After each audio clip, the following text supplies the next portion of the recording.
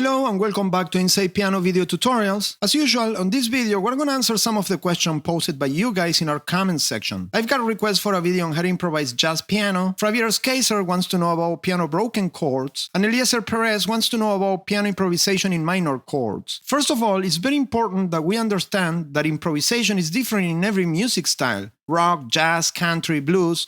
They're all different languages. They might have their similarities, but even within one style there are different improvisation dialects. On this video, we're going to talk about how to improvise jazz piano using the bebop scale and the jazz melodic minor scale.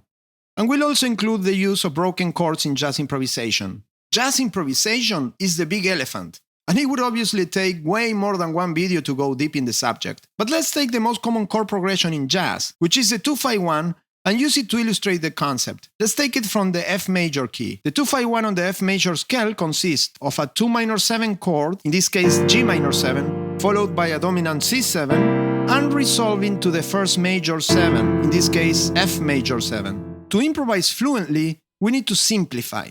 We need to find commonalities and take advantage of them. The first thing we'll notice when playing the scales of this chord progression is that the scales of these chords share the same notes. The G minor Dorian scale share the same notes of the C7 MIXOLYDIAN scale, which shares the same notes of the F major scale.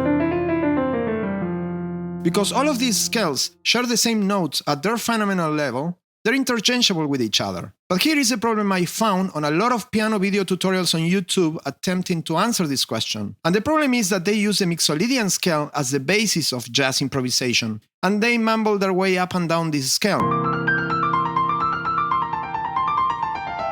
But somehow this scale doesn't sound right. It doesn't sound very jazzy. There is an innate flaw to this scale. The flaw of this scale is that this scale is rhythmically uneven, because the notes of the chord do not fall on the downbeat. And that's why it doesn't sound right. Let me show you. 1, 2, 3, 4. The downbeat notes are the notes of D minor. And that's why if you improvise jazz using this scale, you just keep losing your footing, especially when trying to play 16 notes. It becomes a nightmare. This is where the bebop scale comes into play. The bebop scale was designed to solve this inconsistency by adding an extra half-step passing tone.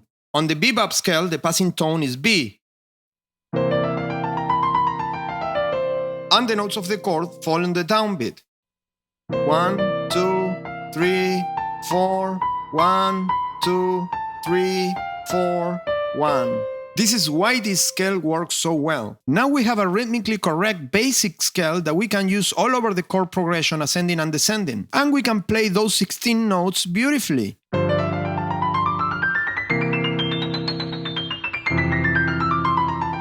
Our fingers just fall into place by themselves. And then there is the minor scale. Unless you happen to be playing on the Dorian mode, this scale will not be very helpful, because it also has rhythmic inconsistencies.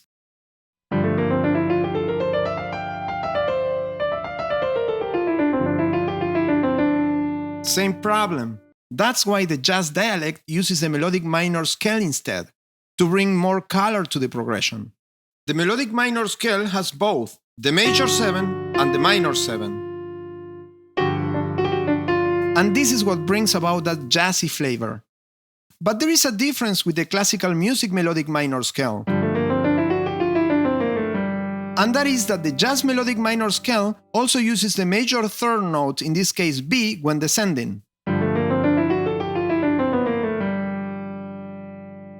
Again, the jazz melodic minor scale. And since these scales are interchangeable, we can play the bebop scale over the C7 or over G minor 7.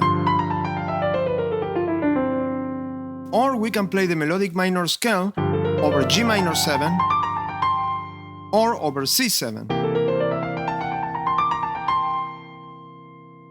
Or we can use both scales on both chords. Let's play the melodic minor scale ascending and the bebop scale descending. On the minor chord,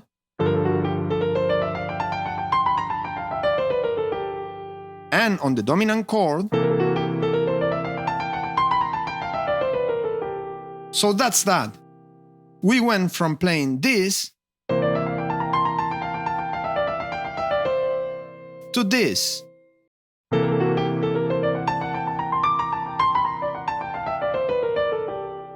But now we need to leave the monotony of playing only scales. So let's use now broken chords to add to our piano improvisation. Broken chords are basically the notes of the chords arpeggiated. But what chords should we use? Well, all the chords from the scale of chords. We need to know our scale of chords. We are on F major. So what is the major scale of chords? First major 7, second minor 7, third minor 7, 4 major 7, 5 dominant, 6 minor 7, and 7 minor 7 flat 5. And this is another commonality, because the three chords, the 2 minor 7, 5 7, and first major 7 all share the same scale of chords. So we can play them from F and it would be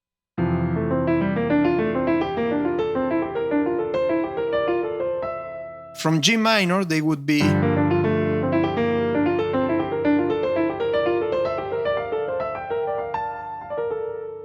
and for C7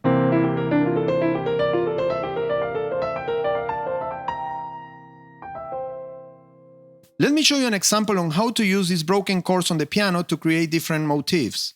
Let's start with the C7 broken chord.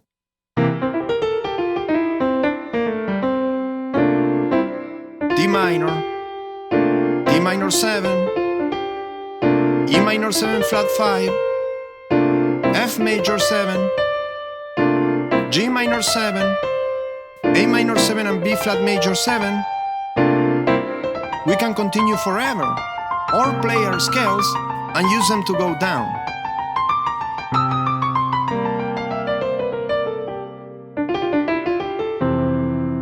So what happened here?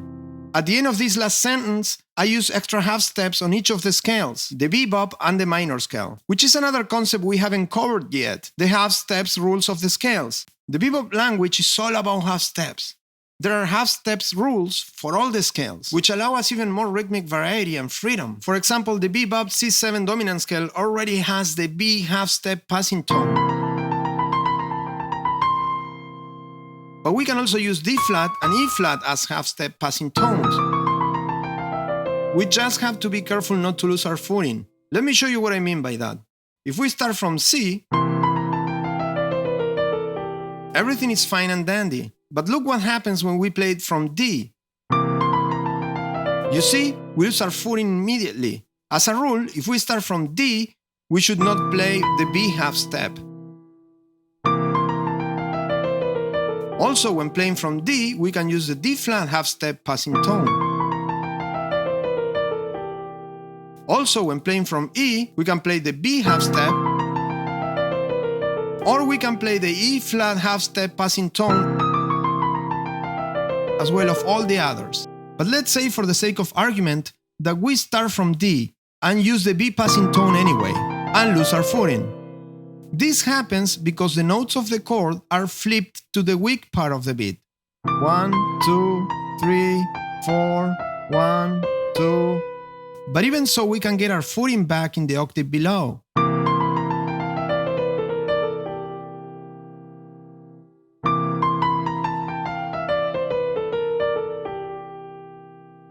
And of course, the minor scale has its own set of half-step rules.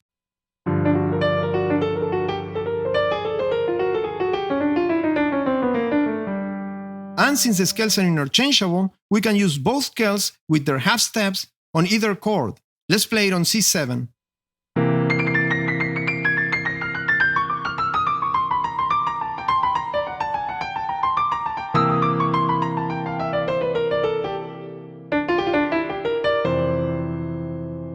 Thank you for watching. If you like the video, give us a thumbs up. Please subscribe, leave us a comment, and I'll see you on the next video.